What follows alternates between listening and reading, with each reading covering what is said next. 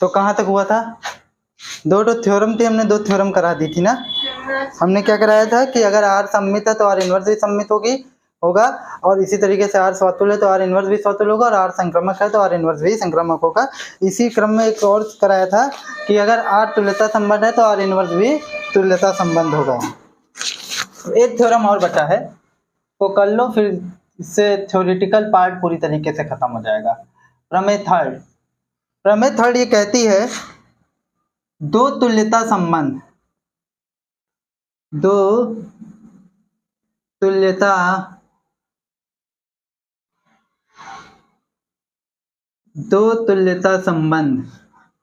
तो दो तुल्यता संबंधों का सर्वनिष्ठ समझती हो? इंटरसेक्शन, हाँ, सर्वनिष्ठ यानी कि इंटरसेक्शन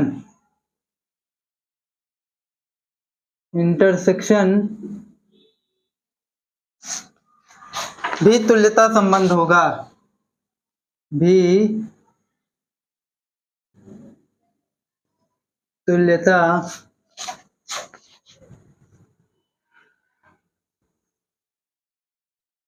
संबंध होगा। कहने का ऐसा ये है कि आप तुल्यता संबंध लीजिए। तुल्यता यानी कि क्या? स्वातुल, सम्मित और संक्रामक तीनों फॉलो हो रही है उसमें, ठीक है। वो दोनों अगर तुल्यता संबंध, एक नहीं लेने हैं, 2 तुल्यता संबंध लेने हैं। दोनों में क्या होल्ड करना चाहिए? रिफ्लेक्टिव, सिमेट्रिक और ट्रांजिटिव, तीनों होल्ड कर रहे हैं दोनों में। और अब उन दोनों का आप क्या ले लीजिए? इंटरसेक्शन। तो जब आप उनका इंटरसेक्शन लेंगे तो वो इंटरसेक्शन भी क्या होगा? स्वातुल, सम्मित और संक्रामक, यानी रिफ्लेक्टिव, सिमेट्रिक और ट्रांजिटिव होगा, ठीक है। तो वही चीज को हम लोग प्रूफ करेंगे। तो ये करते हैं उत्पत्ति। तो उत्पत्ति में चलिए करते हैं। माना A does not is equal to 5, यानी A रिक्त समुच्चय नहीं है, R रिक्त समुच्चय है, ठीक है। एक समुच्चय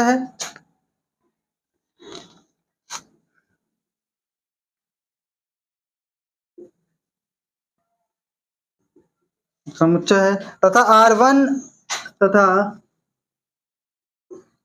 R1 कामा R2 A पर 2 तुल्यता संबंध है। A पर 2 तुल्यता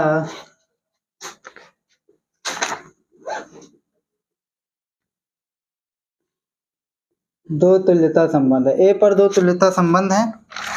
हमको सिद्ध क्या करना है? बोलो। यह एक इक्विवेलेंस होगा। क्या इक्विवेलेंस होगा? कि इन दोनों का इंटरसेक्शन सिद्ध करना है कि R1 इंटरसेक्शन R2 भी क्या है? भी इक्विवेलेंस है। हाँ, तुल्यता संबंध है, ठीक है। इंग्लिश लिख दोगे तो कोई दिक्कत नहीं है एग्जाम में। हिंदी मीडियम वाले इंग्लिश लिख सकते हैं।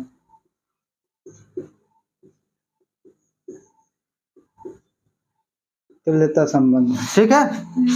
अब चलो, चूंकि R1 तथा R2 A पर तुल्यता संबंध है, R1 तथा R2 A पर तुल्यता संबंध है,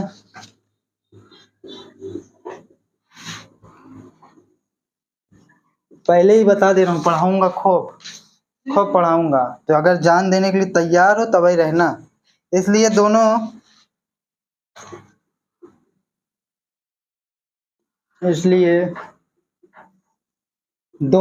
अच्छा, अगर R1 और R2 तुल्यता संबंध है तो इन दोनों के बारे में हम क्या कह सकते हैं? बोलो बेटा। कि दोनों क्या हैं? स्वातुल्य। इक्विवेलेंस का मतलब क्या हुआ? रिफ्लेक्सिव हो गए, सिमेट्रिक हो गए, सम्मित तथा संक्रामक हैं, ठीक है। तो तीनों प्रॉपर्टी इसमें होल्ड करेगी। अब चलो पहली बात को हम लोग प्रूफ करते हैं कि अगर R1 R2 रिफ्लेक्सिव, ध्यान रखना R1 और R2 को रिफ्लेक्सिव लेकर चलना है और R1 इंटरसेक्शन R2 को रिफ्लेक्सिव दिखाना है, ठीक है। तो मान लेते हैं पहली बात कि R1 में x, x टाइप के पेयर है, हर एक अवयव का खुद से रिलेशन है, ठीक है, R1 में, ठीक है। तथा R2 का भी हर एक x का खुद से रिलेशन है R2 में भी, ठीक है। तो for every x belongs to A, for every x belongs to a। अच्छा देखो, R1 में x टाइप के पेयर हैं, R2 में भी x टाइप के पेयर हैं। तो एक बार बताओ, जब हम इनका इंटरसेक्शन लेंगे तो इंटरसेक्शन में x टाइप के पेयर नहीं आ जाएंगे क्या? क्योंकि दोनों में मिल रहा है तो उसके इंटरसेक्शन में भी पहुंच गया।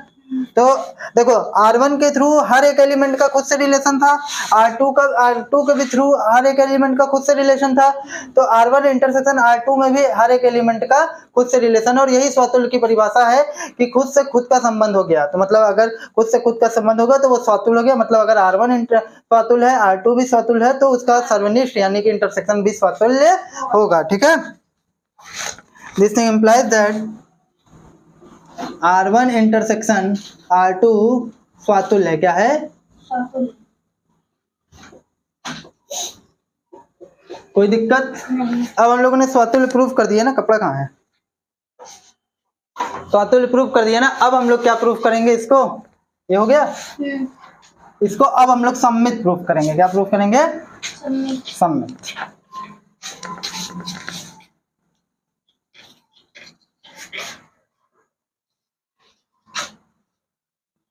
सम्मित में क्या होता है? एक पेयर लेकर चलते हैं, हम ये मानते हैं कि x का y से रिलेशन है, ठीक है, और काश हम ये दिखा पाए कि y का भी x से रिलेशन उसी नियम के कारण, तो हम कहेंगे कि यार सम्मित है। तो यहाँ हम लोग क्या मानेंगे कि x, y टाइप का संबंध किससे है? R1 इंटरसेक्शन R2 में है। अब काश हम ये दिखा पाए कि y, x का भी रिलेशन R1 इंटरसेक्शन R2 के कारण है, तो हम कहेंगे क्या है? सम्मित है। क्या है? सम्मित है। ठीक, अब देखो, अगर इसको इंटरसेक्शन की परिभाषा से अलग करें तो x, y R में रहा होगा, R1 में रहा होगा, और x, y R में R2 में रहा होगा, तभी तो आपने उसके इंटरसेक्शन में ले लिया होगा। ठीक है, अब देखो, अगर x, y टाइप का पेयर R में मौजूद है तो y, x टाइप का पेयर R1 में नहीं मौजूद होगा। क्यों मौजूद होगा? क्योंकि इसको उल्टा करेंगे। क्योंकि R1 तो अलग से R1 सम्मित बताए थे ना। कह रहा है ना R1 और R2 क्या है? तुल्यता संबंध है। तो ये तुल्यता है तो ये सिमेट्रिक भी होगा। तो अगर x का, हम R1 इंटरसेक्शन R2 को नहीं लिख सकते, लेकिन R1 के केस में हम ये कह सकते हैं कि अगर x, y R1 में मौजूद है तो y, x भी R1 में मौजूद होगा, क्योंकि अलग से R1 क्या है? सम्मित है। ठीक है, उसी तरीके से यहाँ y, x भी किसमें होगा? R2 में हो जाएगा। चूंकि यहाँ रीजन दे सकती हो, चूंकि R इज सिमेट्रिक, सॉरी ऐसे बोल दो, R1 and R2 is symmetric. अब देखो, अगर y, x R1 में मौजूद है और y, x R2 में भी मौजूद है, तो हम ये कह सकते हैं कि y, x जो है किसमें मौजूद हो गया? बोलो बेटा। R1 intersection R2। तो यही तो हमारा एम था। x, y हम R1 इंटरसेक्शन R2 में मान के चले थे।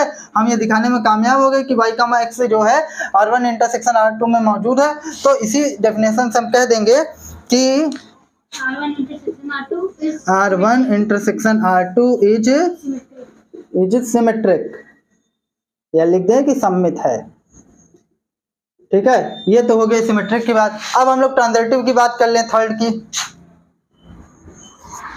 तो ट्रांजिटिव में क्या करते हैं हम लोग? इसको रफी कर देते हैं। ट्रांजिटिव में हम लोग क्या करते हैं? बोलो। x, y, z तीनों बिलोंग्स टू R। 3 एलिमेंट लेते हैं और फिर इस तरीके से देखते हैं, 2 पेयर लेकर चलते हैं। x, y अगर मौजूद है और y, z अगर मौजूद है, काश हम ये दिखा पाए कि x, z भी उसमें मौजूद है, तो हम कह देंगे कि ये क्या है? संक्रमक है। लेकिन यहाँ इंटरसेक्शन की बात करेंगे तो हम यहाँ कहेंगे, माना x, y बिलोंग्स टू किसमें? R1 intersection R2। अब इसी तरीके से एक मानेंगे कि y, z बिलोंग्स टू किसमें? R1 इंटरसेक्शन R2 में? नहीं, हाँ ठीक है, R1 इंटरसेक्शन R2 में। अब हम ये दिखा दें कि x, z भी R1 इंटरसेक्शन R2 में, हम वो कहेंगे क्या? ये क्या है? संक्रमक है। क्या है? संक्रमक है। ठीक है, चलो करते हैं, इसको तोड़ो। तो x, y किस में मौजूद होगा? R1 में। ठीक है, और x, y किस में मौजूद होगा? R2 में भी। क्यों बेटा? तभी तो इंटरसेक्शन लिया गया होगा, तभी तो आपने ऐसे लिखा होगा। ठीक है, नेक्स्ट तथा y, z किस में मौजूद रहा होगा? R1 में, R1 में, और y का Z किस में मौजूद रहा होगा? R2 में। R2 में। तभी तो आपने ऐसा लिखा होगा।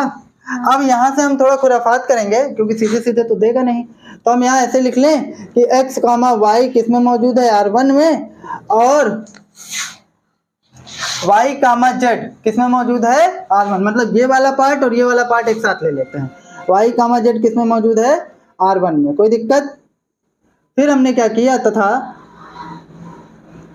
एक पार्ट हमने ले लिया कि x, y किस में मौजूद है? R2 में मौजूद है, और y, z किस में मौजूद है? R2 में मौजूद है। कोई दिक्कत? नहीं। अब देखो, अगर x, y R1 में मौजूद है और y, z R1 में मौजूद है, तो हम ये कह सकते हैं कि x, z किस में मौजूद होगा? R1 में मौजूद होगा, क्योंकि R1 तो ट्रांजिटिव है ही। तो R1 के लिए तो हम बात ये कर सकते हैं कि x, y R1 में है, y, z R1 में है, तो x, z भी R1 में होगा। ठीक है। तथा उसी प्रकार से x, y R2 में मौजूद है और y, z R2 में मौजूद है, तो हम यहाँ से कह सकते हैं कि x, z किस में मौजूद होगा? R2 में मौजूद होगा। किस में होगा? R2 में। अब x, z R1 में भी मौजूद है और x, z क्या है? R2 में भी मौजूद है, तो इसका इंटरसेक्शन में पहुंच जाएगा। हाँ, तो x, z बिलोंग्स टू, नहीं, क्या? R1 intersection R2। हाँ, ऐसा नहीं, ऐसा लिखेंगे ना, हाँ। x, z belongs to R1 intersection R2। मतलब देखो, हमारा एम पूरा हो गया कि x, y अगर R1 इंटरसेक्शन R2 में है, y, z R1 intersection R2 में है, तो हम कह सकते हैं x, z भी R1 इंटरसेक्शन R2 में होगा। इसी परिभाषा, इसी नियम से हम कह सकते हैं कि R क्या है? R1 इंटरसेक्शन R2 क्या है? संक्रमक है। क्या है? संक्रमक है। ठीक है। अच्छा, ये हमने इसलिए 1, 2 और 3 से पहले, दूसरे और तीसरे केस हम कह सकते हैं R1 इंटरसेक्शन R2 क्या है? तुल्यता संबंध है, इक्विवेलेंस रिलेशन है। ठीक है।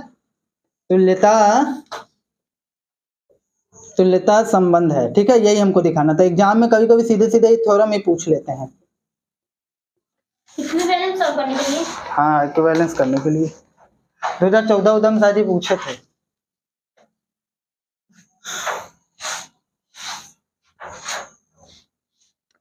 हो गया। हाँ।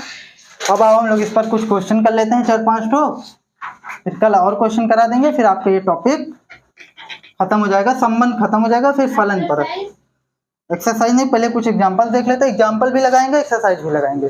जो तुम कह दोगे कि आसान है, हम खुद से कर लेंगे, उसको छोड़ देंगे। ठीक है।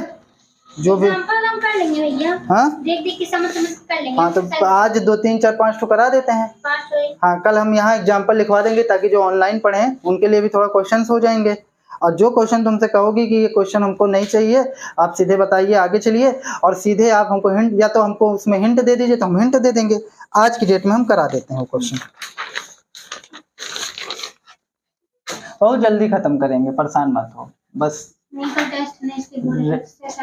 रेगुलर आओ तो काम हो जाएगा। पहला है, सिद्ध कीजिए कि एक समतल में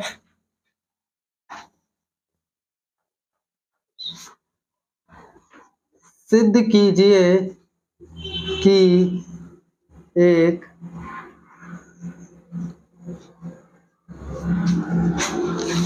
समतल में स्थित सभी त्रिभुजों में स्थित सभी त्रिभुजों में सभी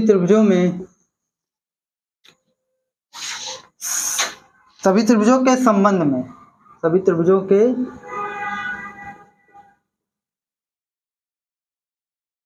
संबंध में कथन सर्वांग सम। कथन क्या? कथन। एग्जाम्पल में भी कुछ ऐसे हरामखोर एग्जाम्पल हैं जो नहीं आते।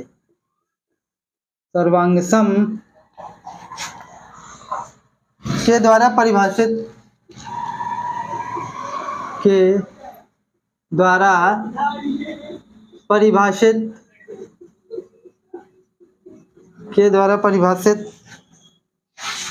संबंध तुल्यता संबंध है।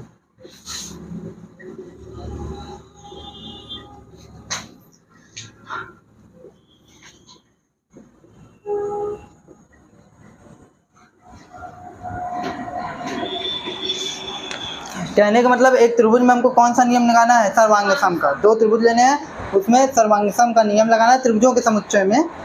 ये सेट, अच्छा त्रिभुजों के समुच्चय में ढेर सारे समुच्चय आ गए, एक ही सेट में काम कर रहे हैं, तो कैसा रिलेशन है, बाइनरी रिलेशन है।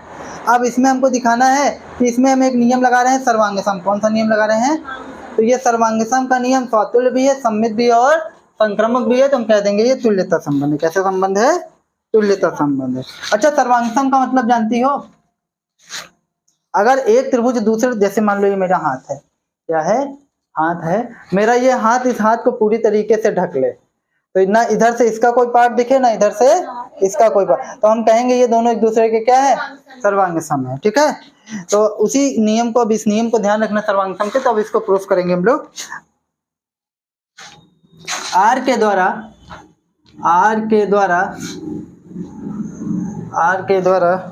समुच्चय ए का प्रत्येक अवयव,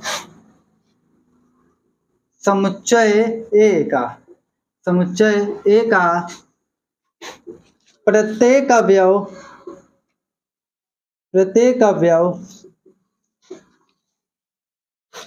x स्वयं से संबद्ध होगा, x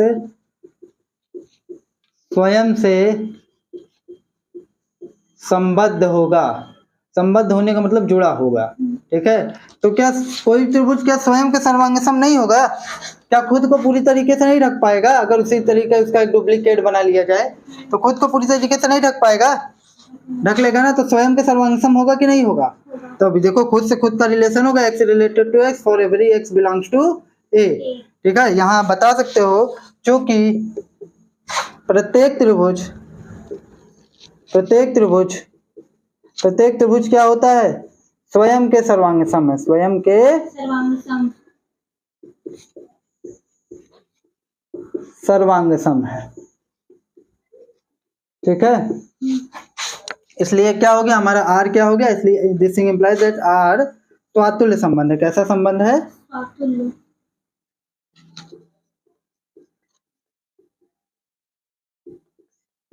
स्वातुल्य संबंध है। ठीक है, कोई दिक्कत, तो r स्वातुल्य हो गया। अब r को हमको क्या दिखाना है, सिमेट्रिक। तो चलो सिमेट्रिक दिखाते हैं। तो सिमेट्रिक दिखाने के लिए हमको क्या दिखाना होगा, सेकंड नंबर कि x का रिलेशन y से है, यानी एक त्रिभुज रिलेट क्या करो, एक त्रिभुज दूसरे त्रिभुज के सर्वांग सम है, तो क्या दूसरा त्रिभुज पहले त्रिभुज के सर्वांग सम होगा भाई, वो भी तो उसको पूरी तरीके से ढकेगा। ठीक है, तो ये इम्प्लाई कर जाएगा y related to x by the relation r। ठीक है, जबकि प्रत्येक x y such that x comma y belongs to a, इतना हिंदी लिखने से बच जाएंगे। ठीक है, अब यहाँ लिखेंगे यदि त्रिभुज x त्रिभुज y के तथा त्रिभुज y त्रिभुज z के नहीं, ये तो हो गया संक्रामक। यदि x त्रिभुज y के सर्वांग सम है तो y त्रिभुज x के सर्वांग सम होगा। यहाँ बता दोगे, हमने बोल दिया है कि x का रिलेशन, x रिलेटेड है y से बाय द रिलेशन r, और y रिलेटेड है x से बाय द रिलेशन r। सुनो, अब सुनो, यहाँ इनको रीजन दो, चूंकि त्रिभुज x, यदि त्रिभुज x y के सर्वांग सम है, y के सर्वांग सम है, तो त्रिभुज y x के सर्वांग सम होगा कि नहीं होगा, होगा ना, होगा। तो ये रीजन हमने बता दिया इनको। This thing implies that r क्या है, सम्मित है, r क्या है, सम्मित संबंध है।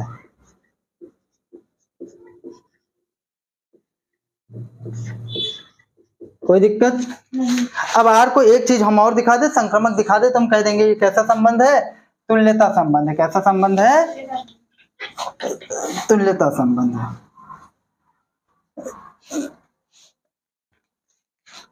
तो तुल्यता संबंध में क्या होगा, हमको दिखाना होगा कि x का रिलेशन y से है और y का रिलेशन किससे है, z से है। तो काश ऐसा दिखा दें कि x का रिलेशन किससे है, z से है, तो हम कह देंगे ये तुल्यता संबंध है। For every x y z belongs to a, एक ही सेट में काम करते हैं ना जो भी करते हैं, तो इसमें भी रीजन दे देंगे, चूंकि जैसे कह दें यदि त्रिभुज x त्रिभुज y के सर्वांग सम है,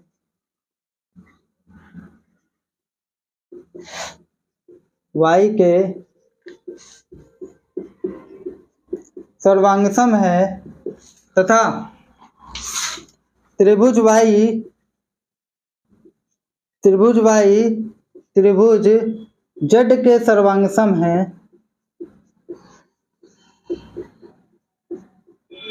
अच्छा एक बार बताओ, अगर पहला त्रिभुज दूसरे त्रिभुज को पूर्णतः ढक रहा है और दूसरा त्रिभुज तीसरे त्रिभुज को पूर्णतः ढक रहा है, तो क्या पहला त्रिभुज तीसरे त्रिभुज को नहीं ढकेगा? लगेगा। बिल्कुल ढकेगा ना। इसलिए x त्रिभुज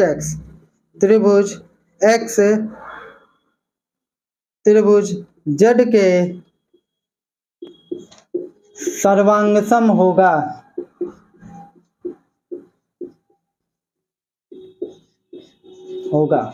इसलिए this thing implies that R संक्रमक संबंध है। कैसा संबंध है? संक्रमक।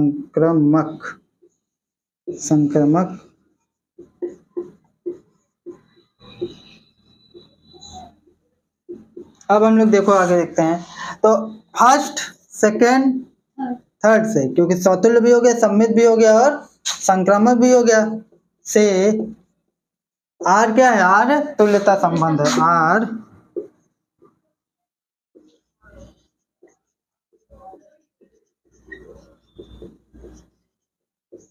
कोई दिक्कत? लिख लो।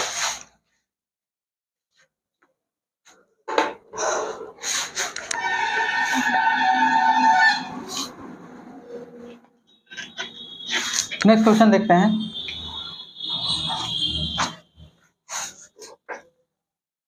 पूर्णांकों के समुच्चय Z में संबंध R। पूर्णांकों के समुच्चय सेकंड नंबर है। पूर्णांकों के समुच्चय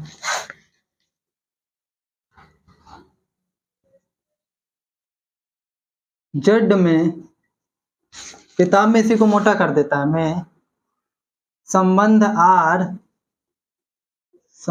R निम्न प्रकार परिभाषित है।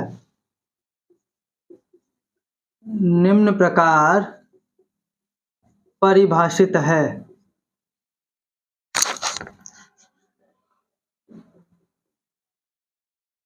किस प्रकार परिभाषित है? ये कह रहा है कि A का B से तभी रिलेशन है। A का B से कब रिलेशन है?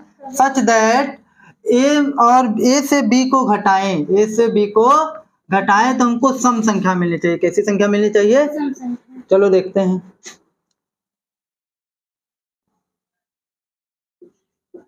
ठीक है, अब कह रहे हैं दिखाइए कि R Z में तुल्यता संबंध है। कैसा संबंध है? तुल्यता। मतलब दिखाना है हमको, थोड़ा दिमाग में इमेज बनाओ कि खुद से खुद को घटाए तो फिर क्या होना चाहिए? जीरो हो जाएगा। जीरो हो जाएगा। सम संख्या नहीं रहेगी? नहीं रहेगी। होगी। जीरो सम संख्या है। हाँ। और A से B को घटाएं तो भी सम संख्या रहेगी, और B से A को घटाएं तब भी सम संख्या रहेगी। तो AB का रिलेशन हो गया और BA का भी रिलेशन हो गया। ठीक है, इसी तरीके से A में से B को घटाएं, B से C को घटाएं और फिर A से C को घटाएं तो भी एक सम संख्या रहेगी। अभी दिखाते हैं तुमको कैसे। ठीक है, अब देखो कैसे होगा। माना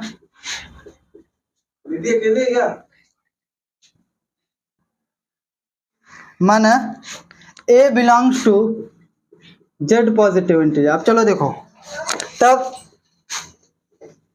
A में से हम A को घटाएंगे तो क्या मिलेगा? जीरो। A में से A को घटाएंगे हमको जीरो मिलेगा, जो कि क्या है? जो एक सम संख्या। क्या है?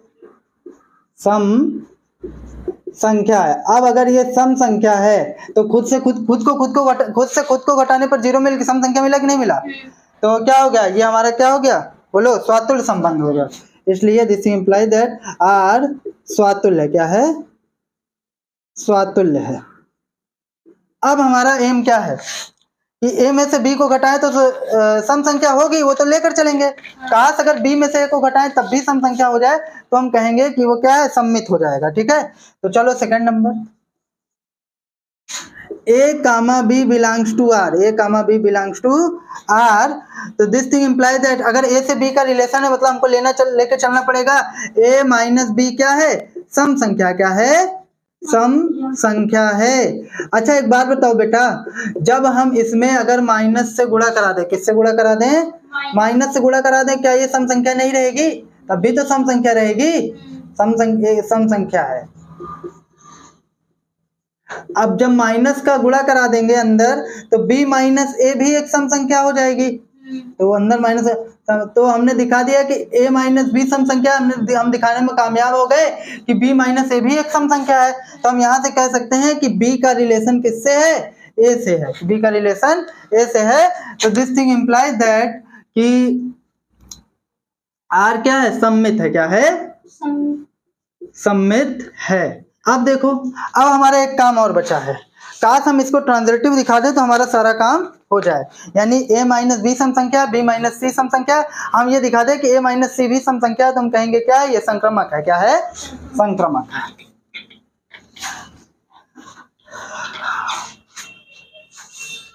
चलो माना, अब दो चीज तो मान के चलते हैं ना, ए और बी का रिलेशन है आर के द्वारा, ठीक है, और बी कामा सी का रिलेशन है किससे, आर के द्वारा, किसके द्वारा, आर के द्वारा। तो इसका मतलब क्या हुआ, ये दो चीज लेकर चल रहे हैं, यानी ए माइनस बी सम संख्या है बेटा, ए माइनस बी व और बी माइनस सी दोनों सम संख्या होनी चाहिए।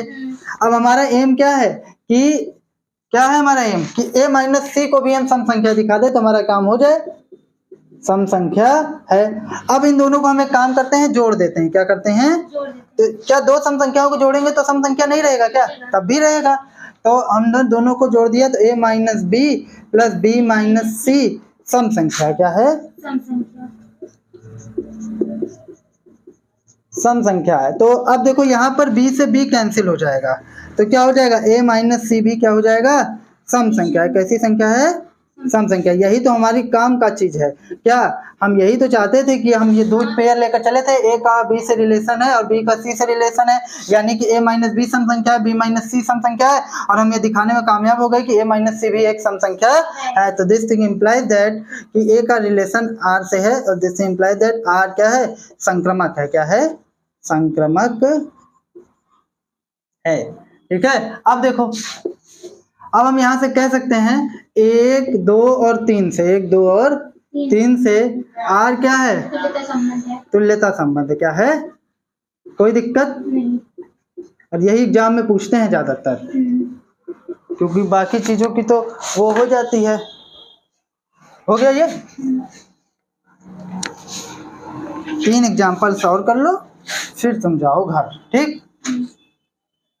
मजा आ रहा है कि नहीं पढ़ने में, इसको बंद कर दो।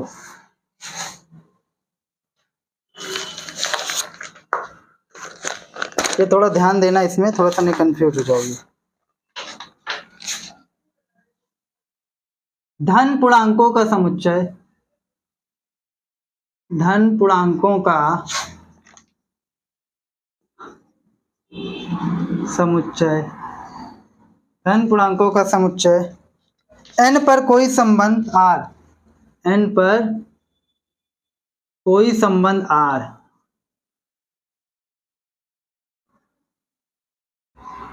इनको नेचुरल नंबर, हाँ नेचुरल नंबर, ये सब पढ़ा है ना शुरू में। संबंध, कोई संबंध r, कोई संबंध r n क्रॉस n में, किताब में या पेपर में इसी को मोटा कर देगा, पर इस प्रकार परिभाषित है, पर इस प्रकार परिभाषित है,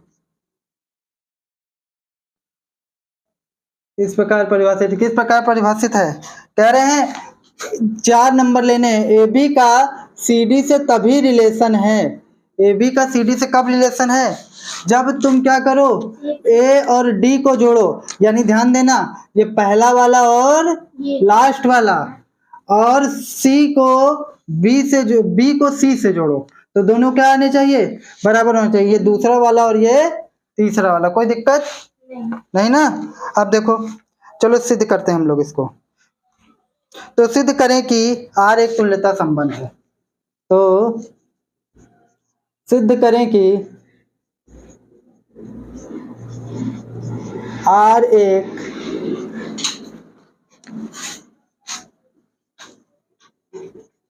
तुल्यता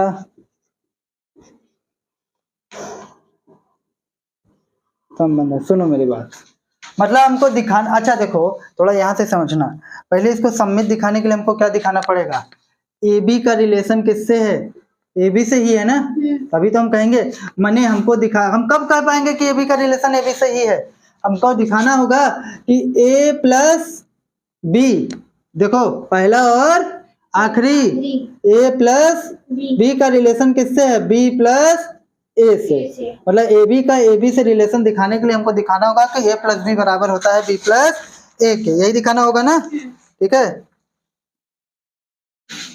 तो यहाँ से सीधे देखो, हम जानते हैं कि ये पहला नंबर है, हम जानते हैं कि,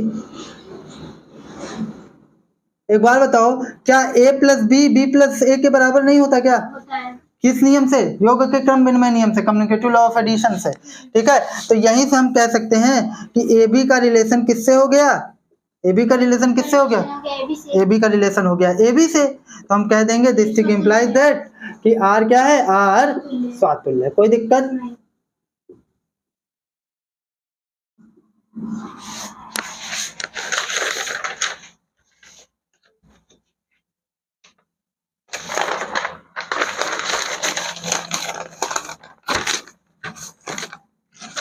आगे चले, अब देखो,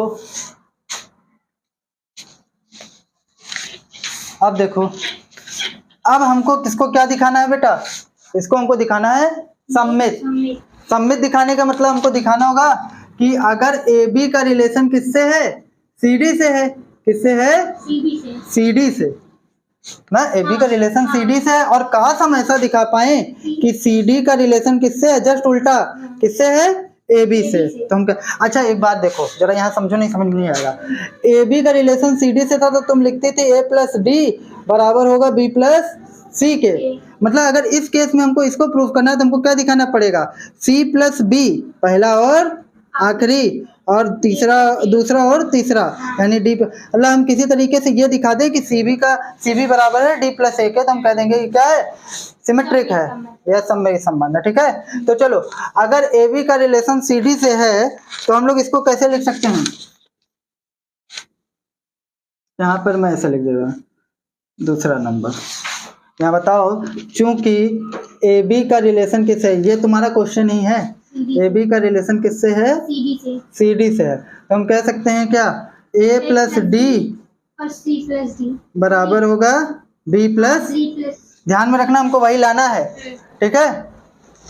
अच्छा इन दोनों, इसको इधर कर लें तो कोई दिक्कत, B plus C is equal to A plus D, तब भी तो दोनों बराबर ही रहेंगे, फिर योग का क्रम विनिमय नियम लगाओ, इसको पलट देते हैं तब भी तो बराबर रहेंगे, तो इसको हो जाएगा सी प्लस बी बराबर डी प्लस ए, देखो आ गया क्या, तो हम यहाँ से कह सकते हैं कि ए बी का सॉरी सी डी का रिलेशन किससे है, सी डी का रिलेशन ए बी से, वो जस्ट उल्टा भी आ गया ना, तो this thing implies that R क्या है, आर सममित है।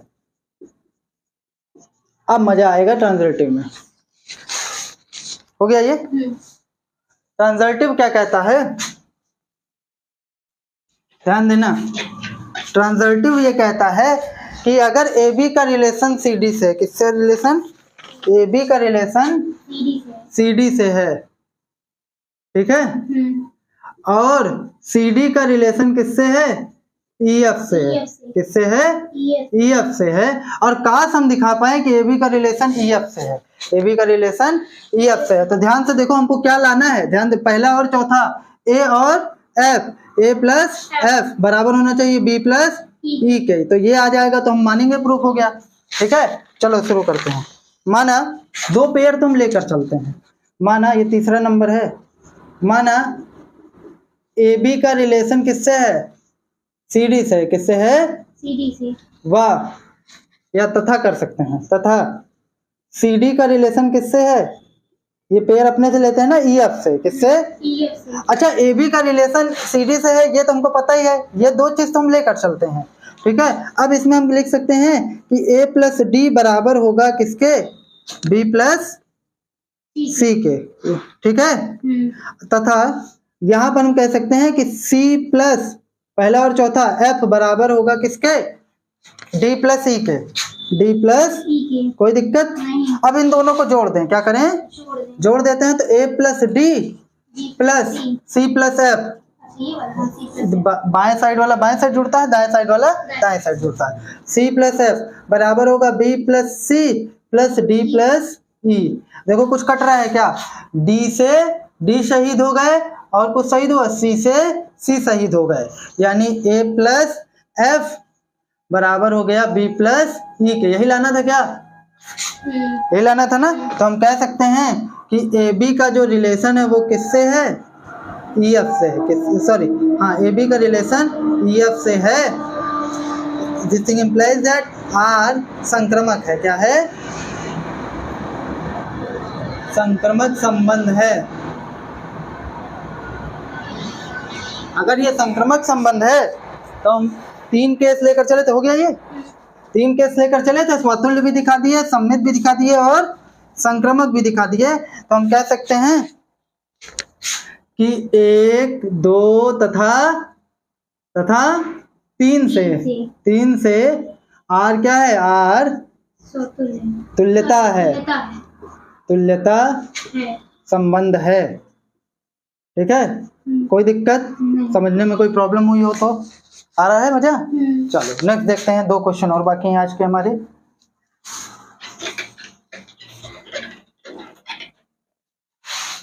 प्राकृतिक संख्याओं के समुच्चय n में प्राकृतिक संख्याओं के समुच्चय n में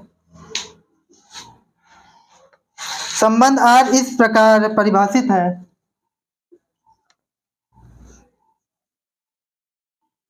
संबंध r इस प्रकार परिभाषित है, इस प्रकार परिभाषित है कि r इज इक्वल टू, कह रहा है a का b से तभी रिलेशन है सच दैट, क्या है, a b का भाजक है, a b का भाजक है, क्या है, भाजक है। चलो देखते हैं, कह रहा है तब दिखाइए कि r स्वातुल्य तथा संक्रमक है लेकिन सम्मित नहीं, सॉरी हाँ, स्वातुल्य तथा संक्रमक है लेकिन सम्मित नहीं है।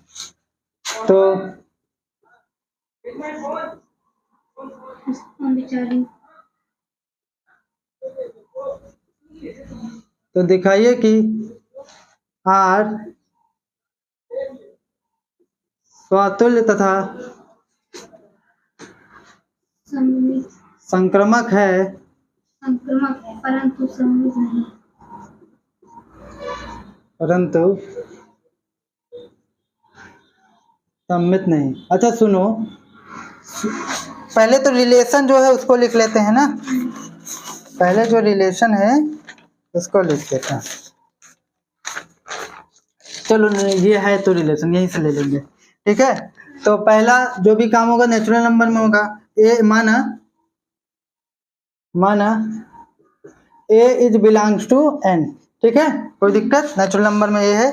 तो एक बात बताओ, ये नियम क्या बनाए हैं, ए बी का भाजक है, यानी ए बी को पूरी तरीके से, ए बी का भाजक है, ए बी का भाजक मतलब ए बी को पूरी तरीके से विभाजित करता है। यही होगा, बी भी बी होगा। हाँ तो अगर हाँ तो ए को क्या पूरी तरीके से विभाजित नहीं करेगा, क्या कोई संख्या खुद को पूरी तरीके से विभाजित नहीं करती, करती है। तो हम कह देंगे ए का भाजक है, ए का भाजक है। अब अगर ए का भाजक है यानी ये रिफ्लेक्सिव हो गया, चूंकि ऐसा ले रहे, चूंकि ए का भाजक है इसलिए हम कह देंगे ए का ए से रिलेशन है, ए का ए से रिलेशन है आर के द्वारा, ठीक है। For every A belongs to natural number, ठीक। अब कह देंगे आर स्वातुल्य संबंध है, आर क्या है, आर स्वातुल्य संबंध है। रिफ्लेक्सिव हो गया हमारा काम। अब एक और दिखाना है। सिमेट्रिक दिखाना है। सिमेट्रिक नहीं दिखाना है बेटा। ये भी तो दिखाएंगे ना, पहले सिमेट्रिक नहीं है क्यों नहीं? अच्छा सिमेट्रिक नहीं है, इस चीज का प्रूफ होगा क्या? नहीं होगा।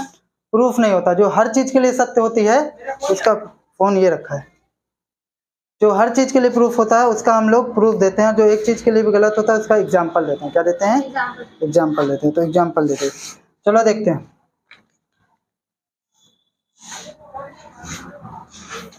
तो स्वातुल्य हो गया। अब क्या बचा? बोलो। संक्रमक। तो पहले इसको संक्रमक दिखा लेते हैं, फिर सम्मित की बात करेंगे। ठीक है। अब देखो, इसमें 3 लेंगे। माना A B C belongs to natural number. यहाँ नेचुरल नंबर डिफाइन है ना, तो सब आ रहे हैं यार लोग, क्या रियल नंबर में।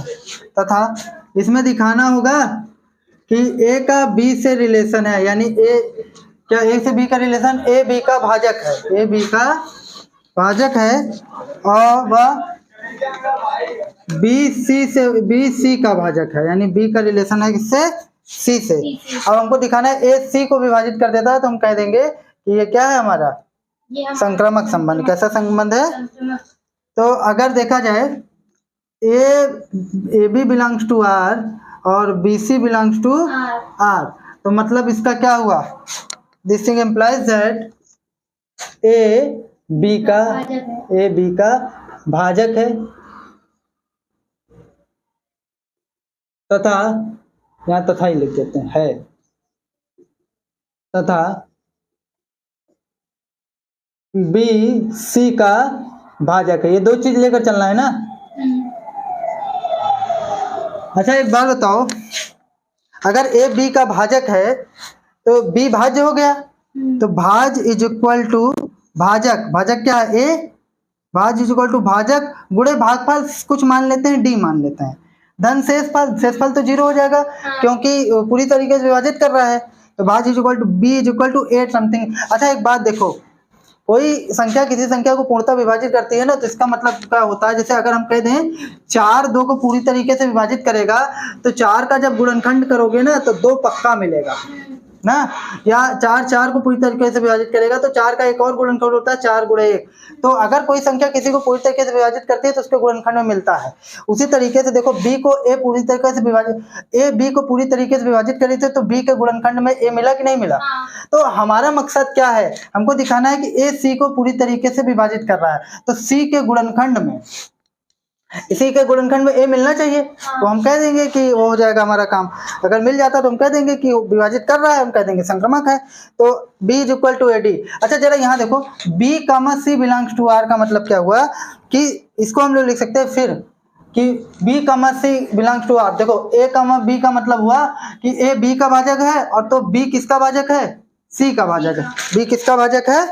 तो इसको लिख सकते हैं भाज इज इक्वल टू सी, भाज्य हो गया, भाज इज इक्वल टू भाजक गुणे भागफल बी ई, धन शेषफल 0 ही हो जाएगा। ठीक है, इसको इक्वेशन नंबर 1 मान लो और इसको इक्वेशन नंबर 2, या ऐसे ही रखा रहने दो, लिखा रहने दो, कोई दिक्कत नहीं है। बी कामा ई, जबकि यहाँ इनको बता दो कि जो डी और ई लिए हैं वो दोनों हम लोग नेचुरल नंबर से ही लिए हैं। ठीक है, अब देखो C इज इक्वल टू, हमारा मकसद क्या है? हमको क्या दिखाना है?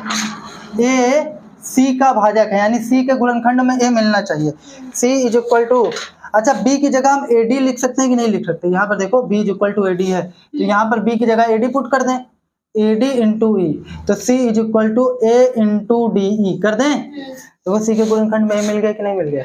आगे कुछ हो ना हो हमसे उससे क्या, उसके गुणनखंड में मिला तो उसको विभाजित करेगा। ठीक है, तो हम कह देंगे कि C, यहाँ ये हो गया, लिख लो इसको पहले,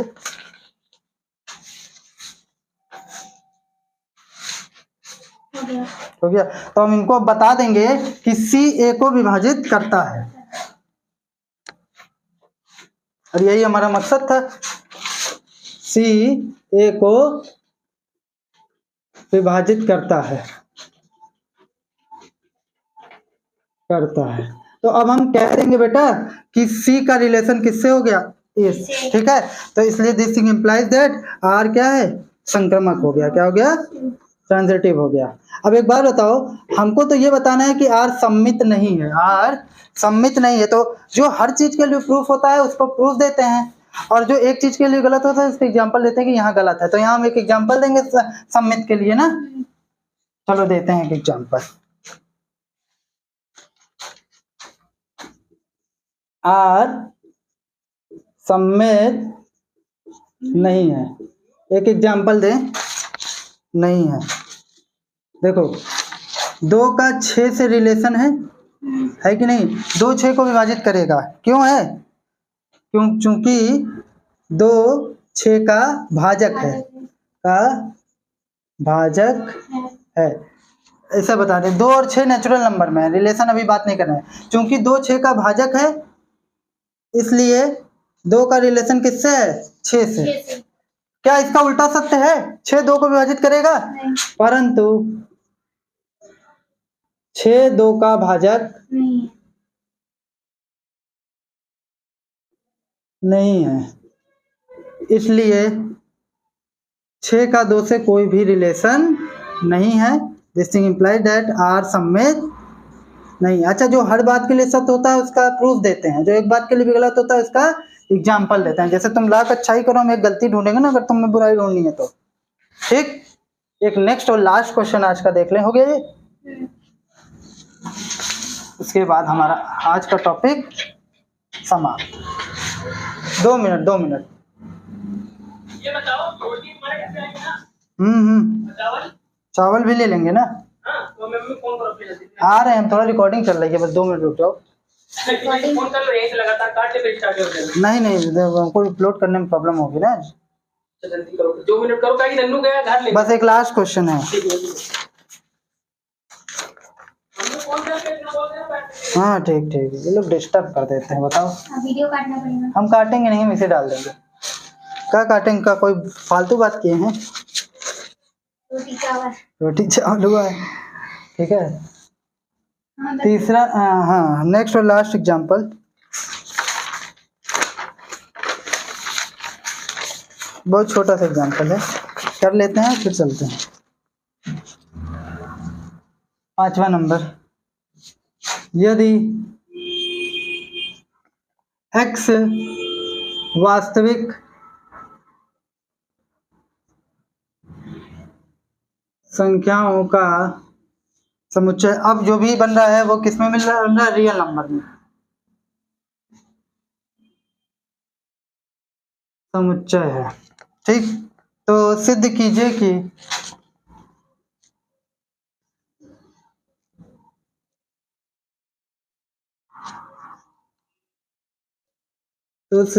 कि संबंध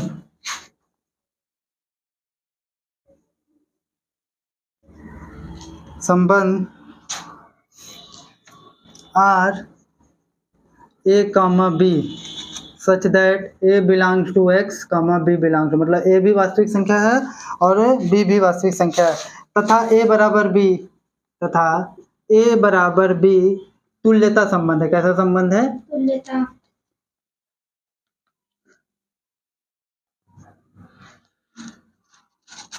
अब देखो, पहला, क्या प्रत्येक वास्तविक संख्या खुद के बराबर नहीं होती? क्या हर संख्या खुद के बराबर तो होगी ना। A बराबर A, तो खुद से खुद का रिलेशन हो गया, ठीक है। तो A बिलोंग्स टू R, ठीक है। तो हम कह देंगे, इसलिए this thing implies that R स्वतुल्य है। R क्या है, स्वतुल्य है, ठीक है। फिर दूसरा, अगर A बराबर है B के, तो क्या B A के बराबर नहीं होगा बेटा? होगा ना। इसलिए A, B का रिलेशन है R के द्वारा, और this thing implies that B, A का भी रिलेशन हो गया R के द्वारा, इसलिए R सम्मित है। कैसा रिलेशन है? अब हमको दिखाना है इसको ट्रांजिटिव, ठीक है।